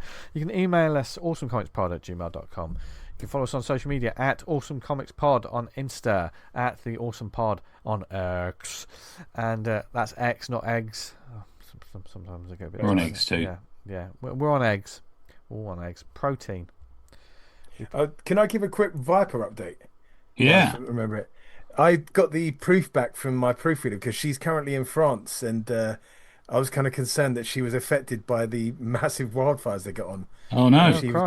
She was in between two of them, and she had a bit of a hairy time. But she sent back the proof, so I've been sorting some of that out today. It should be done. Oh, nice! Go to press next week. Yes. Nice. Most importantly, she's all right. But also, she's Viper is on its way. Viper's on its way. Yeah, absolutely kicking ass. Zach Cahill said he's treating it like a summer blockbuster, and I would love it if you saw it that way too when I send it through. There you go.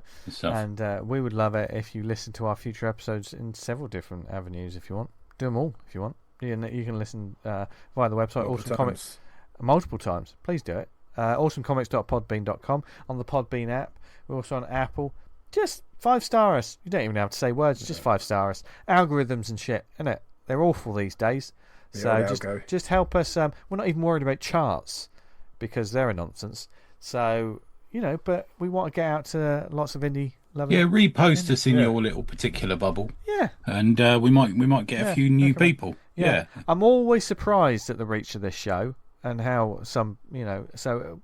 Even if you don't get in touch on the Substack, or no matter where you are, if you've listened, thank you ever so much for listening. We really got tagged in on today. Someone said, "Oh, I heard Dan talking about this on the Blood Force comic on the ACP," and then nice. He said, "How do I get a copy?" So there you go. Nice. That's what happens. We're also on like Spotify, Amazon, Stitcher, Podnose, Podknife. What other networks are we on, Tony? It's a penis. I'd like to thank Sam Hardacre for that one. Right. He gave that to me during the drink and draw. Nice. I will say, you said it like there was a second part of it. Yeah. It's a penis. Yeah. What a great network that is. There's a GIF. It's always getting bigger. There's a GIF I constantly never goes see, down if you look at it. Where there's a guy sitting in a chair in a suit, and he sort of gets up and he's like, "Is that a penis?" And whenever there's someone posts something online and there's a dubious lump somewhere, there's that GIF is always there.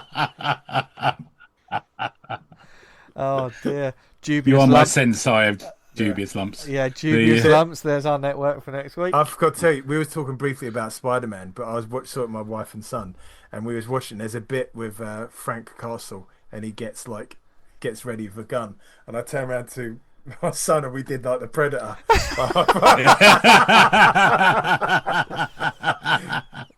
That is what we're talking about. Yeah, nice. That's good dadding there. Yeah.